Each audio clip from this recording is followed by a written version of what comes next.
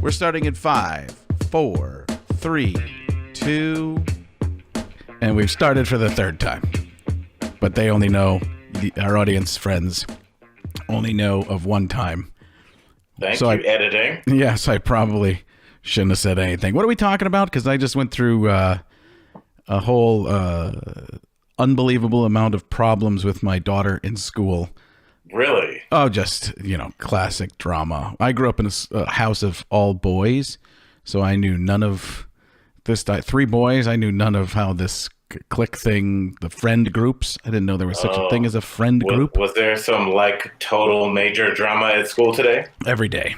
Every day, it's somebody's doing something they you wouldn't believe who was talking about whom, and I just sit there going, who cares? I don't care. I have a theory. And I want to hear your thoughts on this. And it has to do with early teens, young women. I taught middle school for 5 years, and I just studied human behavior. And there's no data to back this up. This is what I think.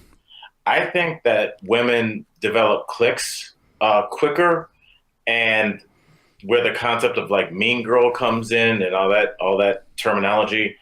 I think there's a biological root to that. And I think it's that women early on realize that there is a smaller pool of eligible men that they're interested in. The cute boy, if you're talking, if there's a school and if there's a classroom, there's 20 kids, 10 boys, 10 girls, I would say 9 of the girls are interested in 2 of the boys. And I think they realize this, and they click up early and try and eliminate and ostracize other girls as an attempt to thin the herd to actually get to the prize, which is what's going to be their life, not their life goal, please, not saying their life goal, but just to get an eligible male. I think they start gearing up early because I think they realize as they look into a sea of goofy boys, if there's only 2. And then they talk to their friends and they're like, yeah, Frank's cute. Oh, yeah, I think Frank's cute too. And then they all start going, uh-oh, we all can't have Frank. And so they huddle up. They kind of block out the other girls. They mean girl the other girls. And they focus on the guys that they want. I don't know. What do you think about that? I'm pretty sure you're crazy. Yeah? No, I don't know. I just... that's a lot of analysis going on there quickly, I think, and at a young age. So instinctually, could it be?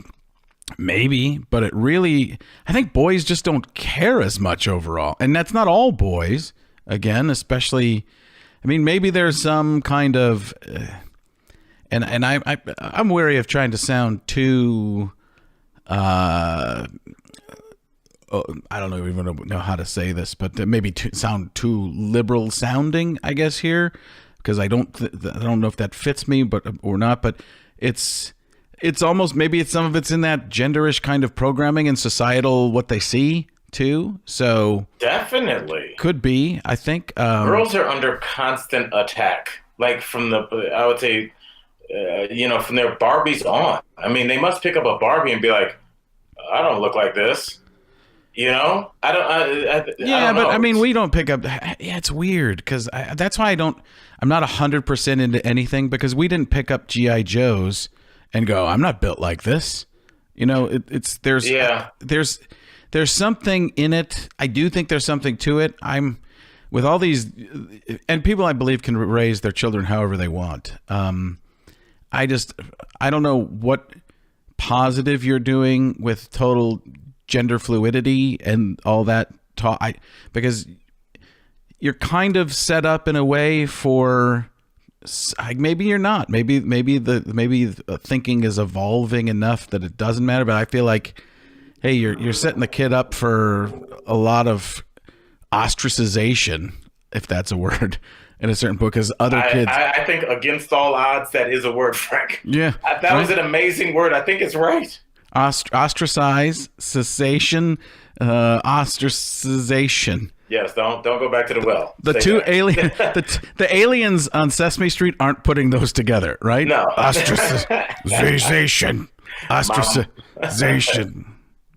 I'm impressed with that one. Okay, so what were you saying? I don't know. I was so happy that I worked that, and then I worked backwards to Sesame Street that I thought, you know what? That's a winner no matter what. I don't know. I think there's, this is something I'd like to hear your take on it, because I think I'm fairly, I wouldn't call myself, I almost read Trump there, tremendously progressive. I wouldn't call myself that. I would call myself trying to understand everything and understand where people are coming from. My son just tried to walk in. He was coming from the door. See how I worked that in? That's where he was coming from. And he's a boy. But if he was a girl and he wanted to be a girl, that's fine. But have you seen some of the athletes, the boys that are transitioning to girls, and they're winning things like by handily? Yes, is a nice way to put it. Handily. What is, because I know you have some more, and this always affects all of us when somebody in your life is transitioning, or any type of thing that we don't all understand because we're not around it. Where do you come from on that? Because I struggle to go, yeah, it doesn't seem fair to me. And especially the kids are starting to speak out against it. The kids didn't used to say anything, but now there are some that are kind of stepping forward and going, listen, I can't even get into the semifinals because I get beat way ahead of time and I never have a chance to be seen. And, you know? Yeah, and I mean, you have scholarships on the line. This is definitely something. Right, and scholarships, and as sad as it is, that's education, but it's also money, right? Money. If it didn't come down to money, people probably wouldn't care. But that when it does come down to, I can get into this better college and nobody's ever going to see me, that becomes a very difficult topic, I think. Yeah, there's so many layers to this topic, and I'm glad we're talking about it because we just had Jessica Taylor on my show last Thursday, and she is not only a captain with United Airlines, but she is also transgendered, and we talked for hours about just what's going on, and this was one of the topics with people starting to complain about people that are transitioning, dominating physically. And I mean, there is obviously an emotional element to the story with everybody involved. Everybody kind of just evokes emotion for, I'm not going to say for whatever reason, for understandable reasons. But this is one of those topics that actually, comes down to science and, testosterone and just muscle mass. I mean, when you start talking about somebody winning the 100 meters by 3 seconds, I mean that's unheard of. Right. You beat your second place competition by tenths of a second, so you're talking about a huge advantage. And Jessica, she was so open about saying yes, it is, and we're figuring it out. I believe she said once it gets to the Olympic level, obviously they monitor your levels of testosterone and estrogen in your body. And I believe once you undergo the transition, you cannot compete for a year until your levels have leveled off with that of the gender that you are planning to compete against. So I think that's it. I will go back and verify that, but I think that's what's going on. The problem is, what about at the high school level? Because there was that boxer that had transitioned from a man to a woman, and her first fight, she fought. I believe she was UFC. What's her name? Fox. Jamie Foxx. There we go with the double X. She fought a woman and cracked her skull. And there was a ton of outrage saying that this is basically a man that beat up a woman. This is assault. This shouldn't be. And then her second fight, she got her butt kicked, like beat down by a woman. So, then there weren't as many calls for her head. So I think the answer, Frank, and the answer I think that we all need to embrace and get used to is we're figuring it out as we go. And I think that's not that satisfying, but I think that's kind of where we are. Right, but if for the people that are affected right now, they care more, right? Yeah. I mean, I think that's the difficult thing is when you're when you say we're figuring it out, it doesn't help the people right now. It's just like anything. That's I mean, I don't have anybody in this situation. I don't want to say I don't have a dog in the fight because I think I do care somewhat because it feels very unfair with muscle and like you said, when it comes down to winning, when it becomes about winning, and now these athletes are starting to win because it's more. But there are the people, like there are the legit ones, and then there are some that you're going, I don't know if you're really. I think you just want to win. You're not even doing anything to identify differently. You're just like, hi, my name's Greta. How are you? It's just like no, you're not even. You're not. You just changed your name. You're not really doing this, which I think are two totally different things as well. And I think they take away from the people who are doing this. I personally, isn't that always going to be the case? Is there's going to be one person that takes away from the people that really do genuinely feel like they're in the wrong body? But why isn't there why could it have its own category? I mean, should it have its own category?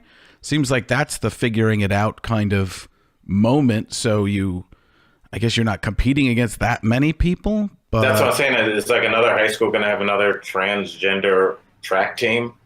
Like, how would that work? Well, you always win. You feel that's literally everybody gets a medal. I don't know. Yeah, it's tough. Or maybe people can enter it as well, just so you can choose to enter it. The all gender. It just seems like there's a biological difference. Like it even goes back to the football thing we were talking about the other day. Right. That.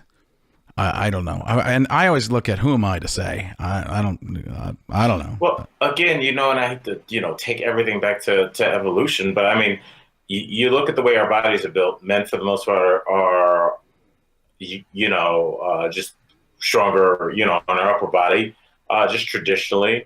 But as we talk about sports and physicality, hey, we're in great shape. But you know what? And I've talked to you about this and on the podcast. We are staring the face of a technological revolution right in the face, where physical strength doesn't matter because you have a robot to do everything in your house. I already have a robot that sweeps my floors. It's just a matter of time before robots are literally doing everything. And our body types, I think, will become outdated. And so there will be, I believe, a period where having a more slender, slim down frame will be better for physical longevity than a big kind of hulking upper body that no one uses anymore. So except to fight off the robots. I want to have a full technology discussion with you, Frank, because I think it's coming sooner than people think. I was talking to a friend of mine, and she said her and her boyfriend were laying on the couch watching TV, and she said out of nowhere, Siri goes, "Oh, I'm sorry, I didn't mean to say that." And they go, "Siri, what did you say?" And she goes, "Oh, I'm sorry, nothing." How creepy is that? Wait. They're talking to their Siri. Their Siri thought it heard something on a movie and responded. And then when they responded back, it responded with almost like a sheepish response, like, "Oh, sorry about that, bro." Like, it's already happening, bro. Yeah, what's up with the bros? I don't know, but that was Laguna Beach. That was almost as creepy as what was going on there, bro. Yeah, I just I'm at the grocery store at the automatic checkout. The automatic checkout on my phone. The automatic checkout from 1995 got you.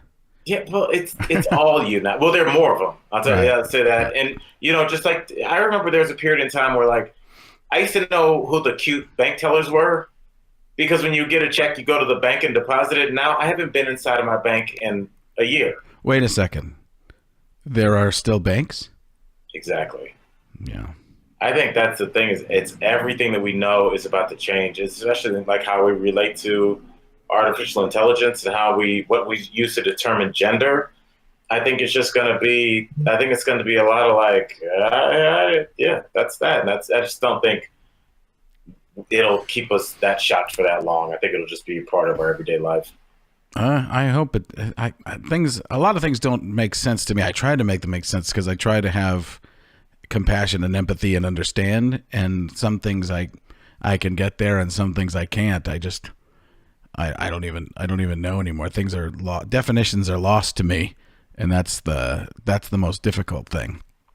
But I'm sure I always just believe in keeping my mind open and figuring it out, like you said, figuring it out. But there are people who are constantly affected by things right now, Right? and those are the people that, if my daughter was in a situation where she wasn't getting looked at for scholarships because someone who had an absolute physical advantage, was born a male, I think I would be frustrated.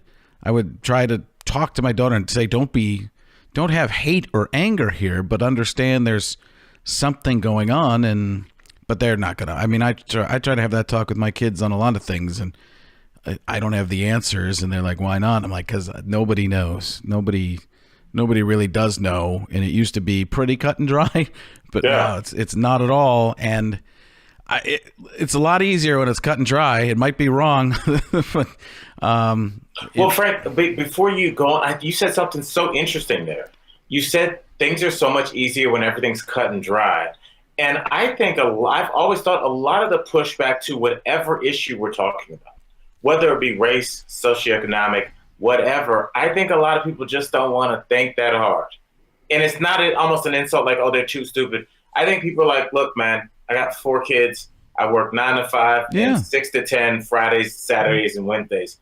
I don't know what pronoun I'm supposed to use. I don't want to talk about. They're just so it seems like they're being standoffish. But I think a lot of people are really like, I don't know if I can pay the light bill on Thursday. That's what I'm concerned about. And they're almost like hey, I don't care. That doesn't affect my life. Right. If it doesn't affect you, and you have your own struggles in life, it's hard to worry about that because it's not affecting you. As long as it's the same thing when, how many people do you know that were probably at one point completely homophobic, but then they became friends, or somebody came out and they're gay, and you're like, well, my friend's gay, or my son is gay, or my daughter, or whatever, and now they're like, their position totally changes, right? Because somebody. It's the same with race, right? It's somebody doesn't know another person, a person of some other ethnicity, and it's that guy over there, that guy, those people. When you say those people, it's because people used to literally think of other people that didn't look like them as those people. Well, now, and we know that was wrong, but now we're all together. Supposed to be. It's not exactly that, but we're trying to be, or many of us are trying to be. So it's not those people, it's this part of our group or someone in our group, but it's not, you can't generalize, obviously. I completely agree with that. Yeah, it's I think things are going to change. I think we're in the process, I think, of a huge reshaping, not only on our political landscape, but just like how our kids, everybody interacts, except for 13-year-old girls. They will always bicker. Yeah. I don't even know if I honestly, in all honesty, I don't even know what I like, what I don't like in terms of that stuff. And but again, I always I try to explain to people I know, I go, who am I to try and judge somebody? I'm a weirdo too, I shouldn't say too, but I am a weirdo. I know that. So if somebody, I think almost everybody I know is weird in some way, shape, or form. Yes, we're all crazy. Yeah. So, all right. What did you want to get into today? All right. Well, let's first of all, guys, I'm going to take you guys behind the curtain. The way you transition in the professional world, you say, "What else did you want to get into?" The first thing that I want to get into. Wait a second. Are you mocking me? Oh, very much so. That was a full blown. Well, I was just done. I was just done with it. I still have flashes of my son walking in the room and me like shooing him off as though like he just stared at me. Like he sees me talking into a microphone. And he did this. He's just looking into my eye camera, and he just like trying to process what's going on. I'm like, I'm doing something. What? No other time has he ever not texted me. I even checked my texts after he came in to see if he texted me. He never just comes and talks to me. Usually it's something because Adrian Wojnarowski had tweeted something out. And he goes, did you hear about that? Or Adam Schefter tweeted something. So now he's like, did you hear about Antonio Brown? Like, no, but for him just to walk in here, hear something on the other side of the door, because I have the door closed in my office where the podcast studio is, and then just walk in and stare at me, I was like, come on, man, figure this out. And I did the wave off. And he kind of went, yeah, you're waving me off. Like, just turn around and go. Don't keep staring at me. Oh, God, the huge. Almost any time I would kill to have that interaction with him, because I'm always I get up early and make him breakfast. I make him an egg sandwich every morning because he goes to school. He's out the door by 7. So I get up at 5:45 to make him breakfast so I can sit there with him for 5 minutes while he just has his head in the table and his ear pods in, and just to spend a little bit of time with him. But then, I try all the time. And then he comes in the 35 minutes of the day, 40 minutes of the day where I'm trying to podcast. Come on, bro. Come on, bro. Look, Frank, this weekend is my daughter's birthday, and I think the kids maybe looked up at me 4 times. They are buried in their electronics at all times. I asked them to go outside and throw the ball around. This is in Los Angeles. This isn't in Fairbanks, Alaska. I was like, why don't you go toss the ball around? And my son goes, because outside is boring. It's like, wow, where's my dad award? My Dad of the Year award. Yeah. So embarrassed. What a treat. Hey, by the way, now is a time that we should get in the email addresses or we can do all of them, but al@alanfrank.com, as well as frank@alanfrank.com, and on Facebook @alanfrank, and Twitter @alanfrank, all the different things, because we did get a few emails and things like that from last week's when you asked the food question, which came out of nowhere to me. Did you find any? Because I'm still having trouble trying to figure out where all my information is going to. But one guy said, because you had pizza listed and cookies. Pizza, cookie, and French fries. And French fries is the universal food. He said fried chicken. That's one I got. I got spaghetti. I wish I could pull up right now. I should have planned this, but I didn't. But those were the ones I got that I could find. I don't have any beef with any of those. The thing about spaghetti that gives it a good run is it's pasta, which is obviously something that's you can is found in large swaths of the earth, and also it's got tomato sauce, and you can find tomatoes you can grow tomatoes almost everywhere. So it is something that you can have access to. So I think it's got, but in terms of like a treat, like you're like genuinely happy. I feel like spaghetti is dipping into just a single meal. I don't know if you ever had a really good show and treated yourself to a plate of spaghetti rather than a cookie, but I'll take spaghetti. I'll take spaghetti and I'll take fries. Oh, nope, that's not it. I'll have to pull it up next time. I got a few of them, and I was going to talk about them, and then I got sidetracked with drama from not even high school, from grade school, and then my son staring at me. So I just please text me when we're off the pod to just tell me what he wanted, because I'm sure it's amazing. Well, he's going out with some friends for dinner, and I think that was what the key Monday was there. Night? Yeah, well, I mean, he's a freshman, so he needs a ride. I know, but that's amazing. Kids go out on Monday nights. I wish I would. I've never seen this is a rare thing. I mean, maybe it's the start of a new thing. But he and his friends are just going to Chipotle or something. So it's a hangout. So with that done, what do you got next, Al? Was that a better transition? That was great. There's a little snark in there. I like it. Yeah, I have an itch. I have a terrible itch too, and this happens to me on stage sometimes. I don't know if I'm allergic to something or what, but because of my energy, I fear that people think I'm doing cocaine. Because of all the impressions, and I've told you this before. I've never been drunk, never done a drug, never has anything. It has nothing to do with, except for your incredible cocaine problem. That's a big part of it. But it's just, I keep wiping I remember my dad coming to a show one time and I kept wiping my face. And I think that it starts out with my nose and I think, I've gone to my nose too much. Now I'm going to just wipe my whole face. Maybe it'll become like my new, physical habit that other people can do impressions of, like a Richard Lewis, because it's all happening, that kind of a thing. But it's, I don't know if it's an allergy or what. I'm drinking this special coffee. You should do like black comics in the 90s and have the towel either on the stool or in your back pocket, and just kind of you do the forehead dab, like you hit the punchline and kind of turn it. Instead of sipping your water, you forehead dab and then under your nose but above your upper lip dab, and then that way it just kind of looks like that. It's like a cool wiping your face without swabbing it off kind of look. Shucky ducky. Quack quack. All right, we are transitioning to the White House again. Frank, first of all, this involves Division II football, which I'm a fan of. Did you see? You said White House, and I couldn't not do couldn't get the lips. I had the lips just start to go.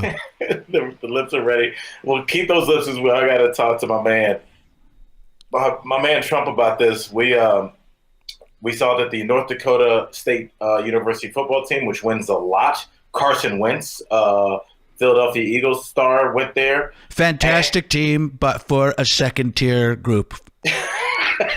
The best of the second best, really. And that's what it's all about, is being truly great of the second tier. Well, Melania said be best. So they won the title. They're the best. They're the best of the middle. That's Go ahead. So Trump gave them fast food again. I didn't even see the story. So is there a reason? Or because they're Division II? He said because I know you people. That's what he said. That's a direct quote. And I do. I know you people. The North Dakotans, is that who they are? I didn't even. They gave me some information. I didn't care that much because they're the second tier. They're tremendous people. They don't deserve anything but microwaved food. You should see Division III TV dinners for everyone. Frozen still. Frozen. NAIA. If you're NAIA champion, you know what you get? A bowl of rice. That's it. Uncooked. Just rice just sitting there. And cooked rice is good. But you why am I salivating for uncooked rice? That was odd. Maybe it's just the coffee. All right, so that was his thing. What are your thoughts on that? He gave him fast food again. And if you're trying to make this a joke, okay. I can get that, you kind of, it's called steering into the curve. But I don't know. I'll be honest with you. I don't care. It doesn't bother me at all. It seems silly and goofy.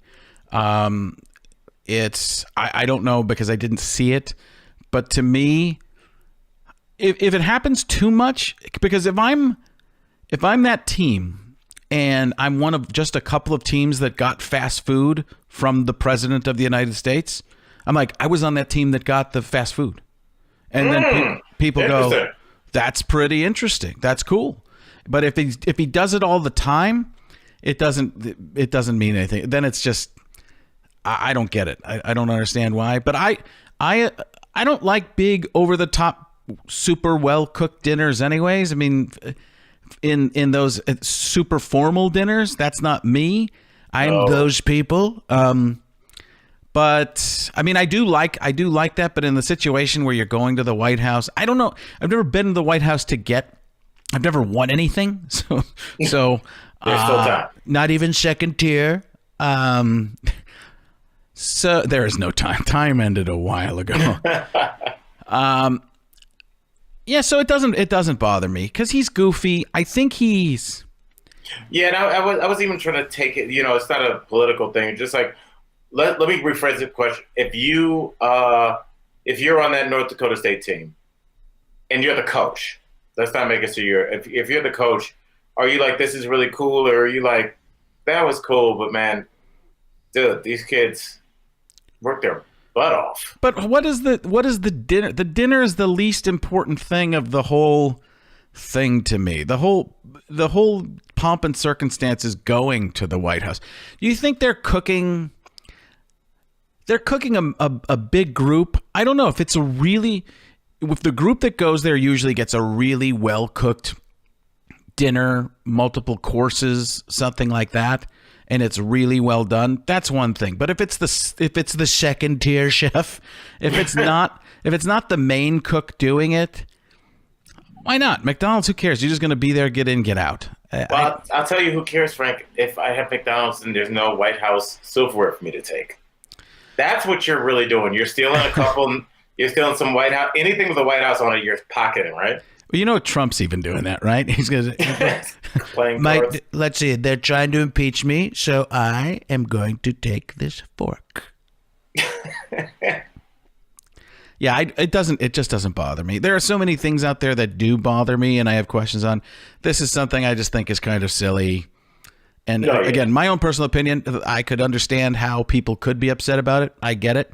If they are, makes sense. But to me personally, I let it go. There's too many other things I have to worry about. Well, what about this thing? See, now Navy. that's a professional segue. Yes. Now, what about this thing? Now, Old Navy. By the way, I'm for the new Navy. Old Navy, kind of like, they're a lot like the North Dakota players. Second level. Yeah, no one rocks that New Navy like they do. Get clean. New Navy. Well, everybody's apparently rocking Old Navy, Frank, because Old Navy, who was the redheaded stepchild to the Gap and Banana Republic, has blown up so much that they broke away from Gap and was like, see ya, player. What do you think about what do you think it is about Old Navy's clothes that makes them so popular? I didn't even know they were popular. So they're incredibly popular. Like Gap is really, really struggling. Old Navy. I thought they were. They're not the same company. That's a different company. They were, and Old Navy left them. Okay, they were in so a marriage. Yeah. I think it's mostly relaxed clothing, right?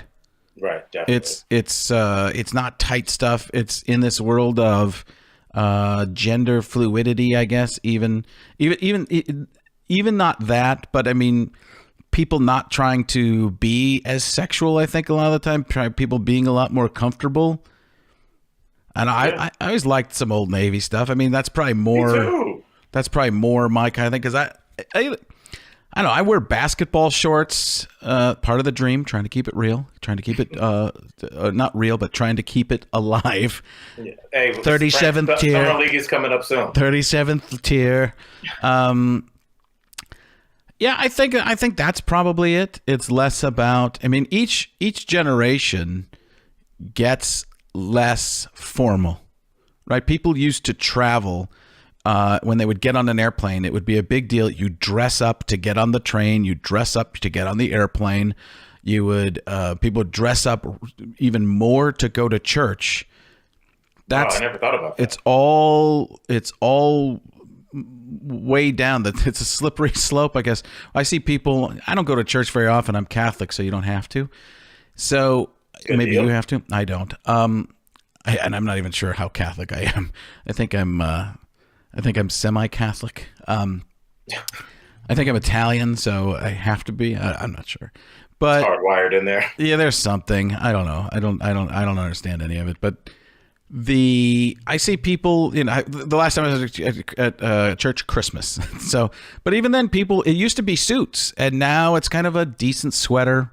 In Arizona, it might be hot, so people might even be with khaki shorts. Yeah. But it didn't matter how hot it was in 1965 or something. People just dressed up, and even before that. So I think it makes sense. I think people are getting more casual. People go to work more casually now. If you're working in the tech industry, you're not dressing up in a suit and tie. So if your work clothes are casual, fairly casual, your home is going to be even less casual, right? Or even more casual, less businesslike than that, because you're going to say, "Oh, these khaki shorts and this T-shirt are really getting to me. I'm going to put on a tank top and some basketball shorts." So I think that's part of it. I think that's what's going on there. You? That makes a lot of sense. Yeah, and Old Navy, I think they're what is to be said for staying in the middle. Their stuff, some of the stuff is super cheap, but not cheap looking. They don't go too high with the prices, and they don't go too far out there with the fashions. Their shirts always just say, something innocuous, Boston, 1983, or something, Right.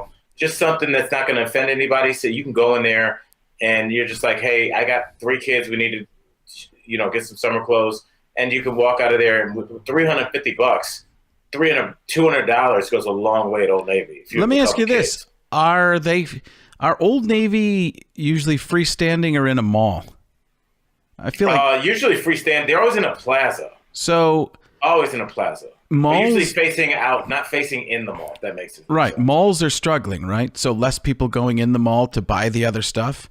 Yeah. And people are walking around. I don't know if there's a correlation there, maybe, but if it was gaps in the mall, so if you're just driving around, you don't want to go into the mall. That's an and interesting point. Get pulled into the. That's why I'm full of those today. I might be Division II in terms of athletics, but I'm Division I in terms of interestingness, ability, interestivity, sensation. Oh yeah, that makes sense. That's I'm just trying to pull some stuff out. All right. Well, let me ask you a very serious question. Oh, Do you know who John Hickenlooper is? Former governor of Colorado. Yes, sir. That is doing well. Am I right? You're dead right. Yeah. Well, I don't want to be dead, but I was about to say that was a weird way to say that. I wouldn't even mind. It was so good because I knew who that was, and you didn't prompt me on it. Yeah. You thought you were going to get me on that, didn't you? I really didn't. I wanted to see if you knew it. I was 50-50 on if you did. I'm not shocked you know it, though. I only know it because of recently reading about him running for, or deciding he's going to run for president. Is that what's going to happen? That's what's up. Yeah. And my question to you is, can we have a president named Hickenlooper? It's really close on a few things of not being okay, isn't it? Thank you for laughing, because if you'd have left me there. Yeah, no, I was not going to. I don't know. Does that make Stand it? the olive branch. Yeah, that definitely makes it. It's fairly close to FCC no. I don't know. I heard he said his platform was people being. You're still putting all the things that it could have been close to. That was a good one. All the different things.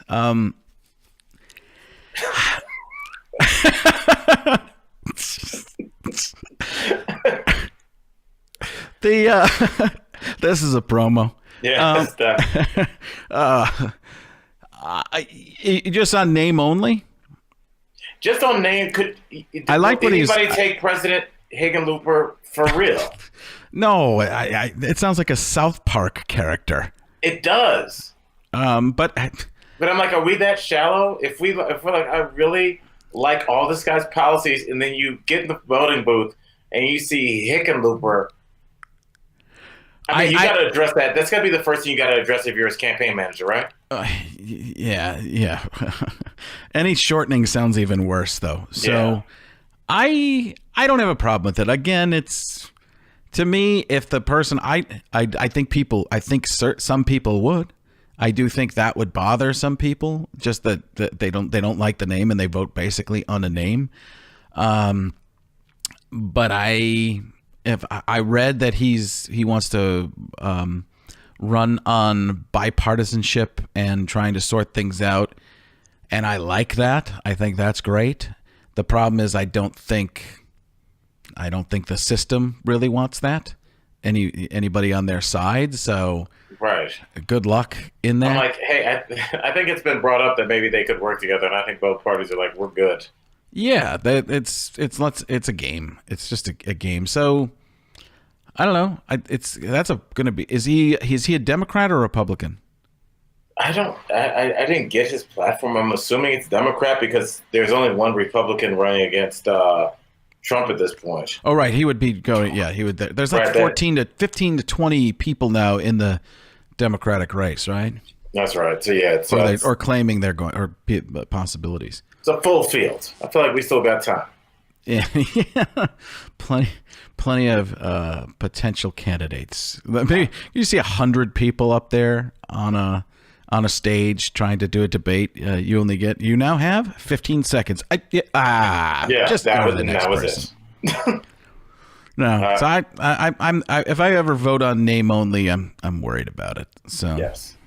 Well, I mean, I think after president, maybe like when people go and vote for judges and sheriffs and stuff when you do local elections, I would say most people are just checking boxes.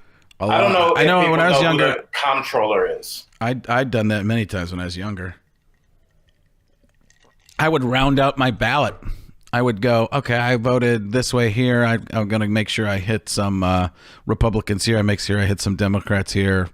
That was when I was younger. I didn't even know. And if I ever was in that situation again, I just wouldn't vote. I've done that before too, where I just go, I'm sitting this one out because I didn't research, and my vote's stupid. I don't have an intelligent vote here. That's smart. And people complain about it, but I mean, you have.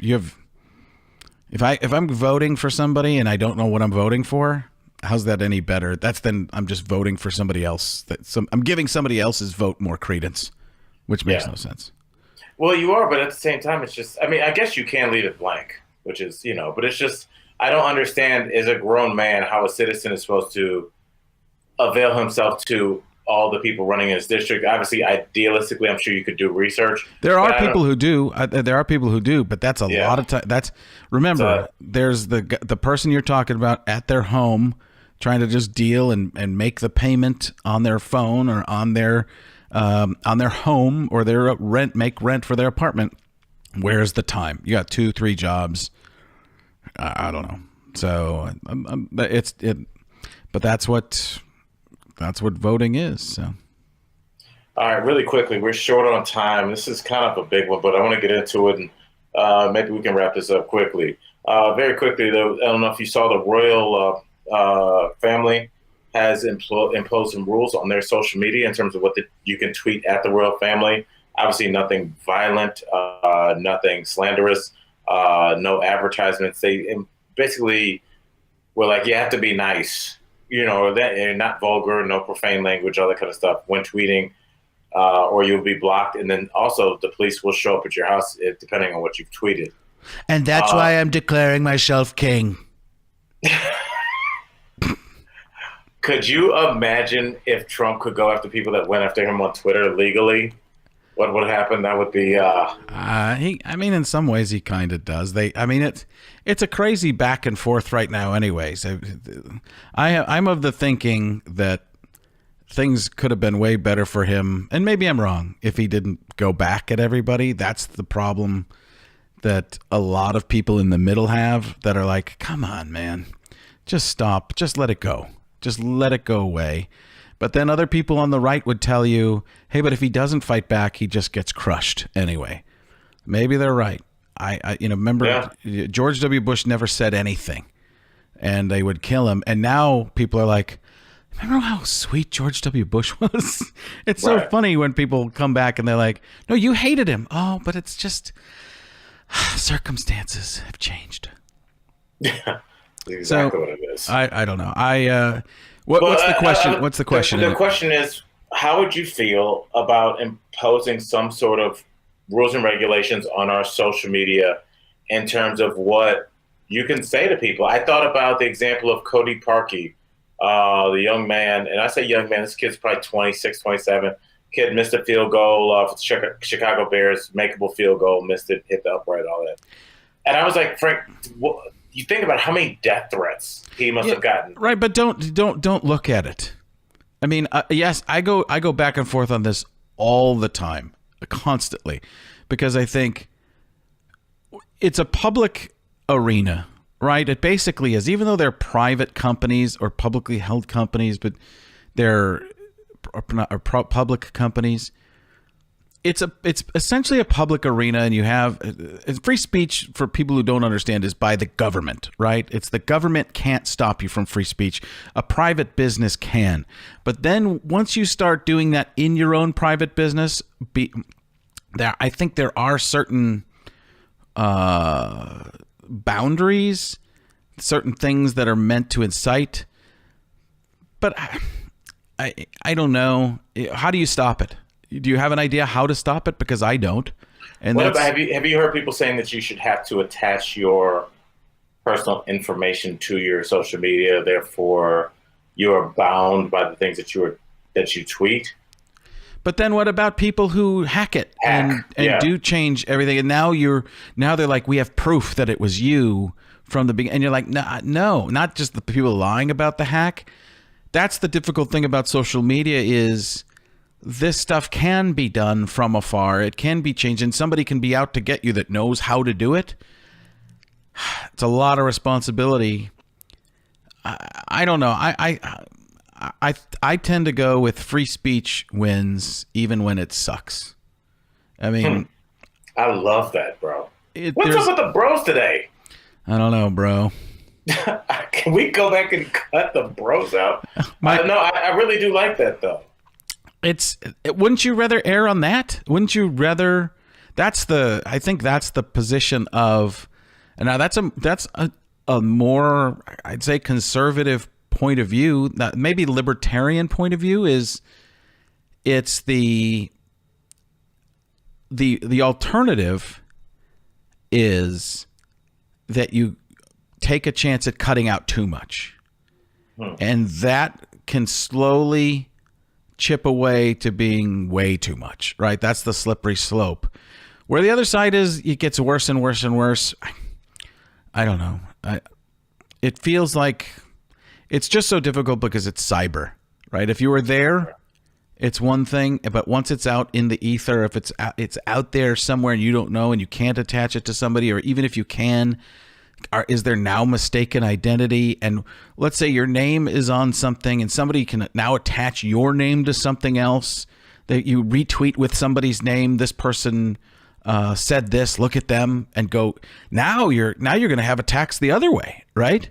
Right. And somebody makes one mistake, and now somebody with a giant Twitter following goes, look at what they've done, and now you can attack them. I mean, it's weird because so many people are out there and they're anonymous, and you ever look at, like, there's some really funny Twitter feeds out there, but they say stuff that is so un-PC and some of it's wrong that you're going, oh, that's really wrong, but it's funny.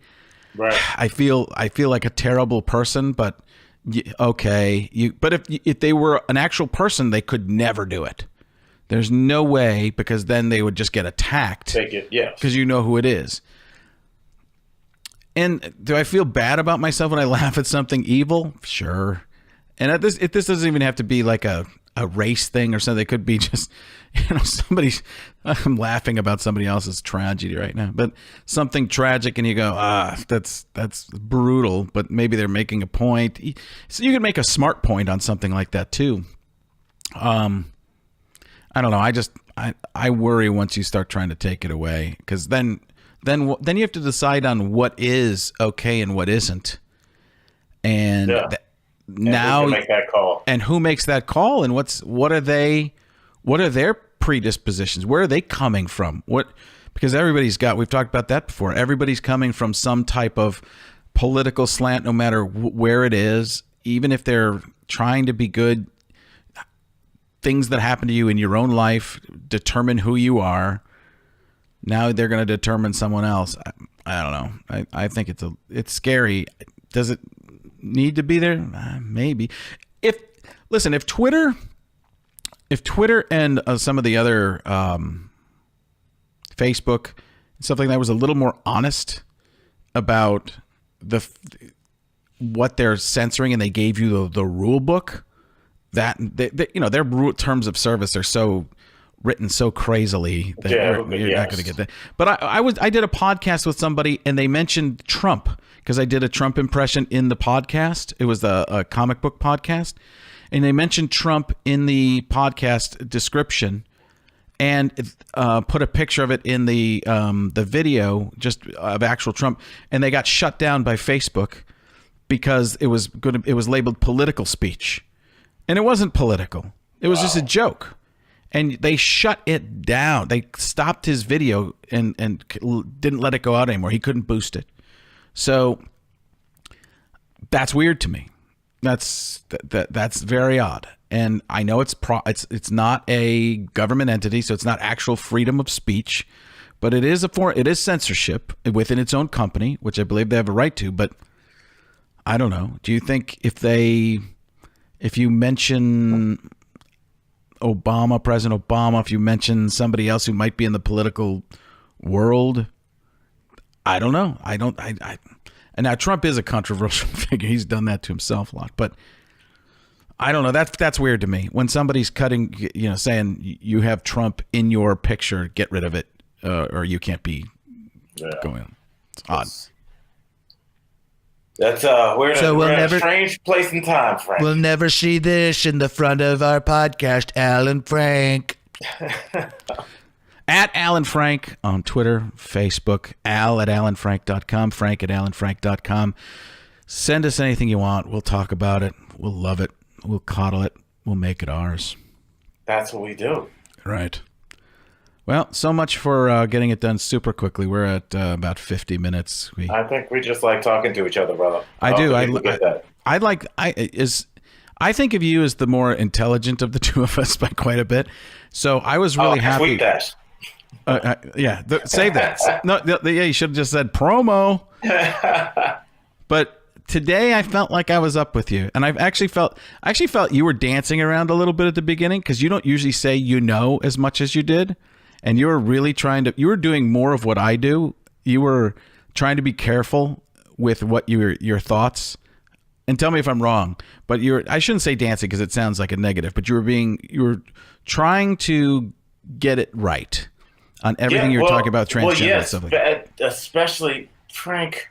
But sometimes, I had to stop to, remember pronouns. It's difficult, Right. It is. And it's a point because I think of you as a person who can turn a phrase so incredibly well, and you always do. And I'm amazed by it. And that was one where I listened to you go back and forth. And I'm actually glad we're talking about this right now because I didn't want to not bring it up. It's something I might have brought up after the show even, but I was like, let's talk about it now for 1 second. But it was interesting to watch you try and weave through that and figure it out and make sense of it to yourself and try not to be offensive. That's hard. And the key is, even if you said something quote unquote wrong in there, you were trying. And I think that's all that matters. And to me, it's when you try and make the effort. And some people say, no, you didn't do it right. I'm like, listen, we're figuring stuff out. We're figuring stuff out. We're second tier. That was hilarious. So, all right. Hit us up. Let us know what you want us to talk about, and we will be back soon. Anything else to add to that, Al? That's it, bro. Love you, man. Daddy loves you.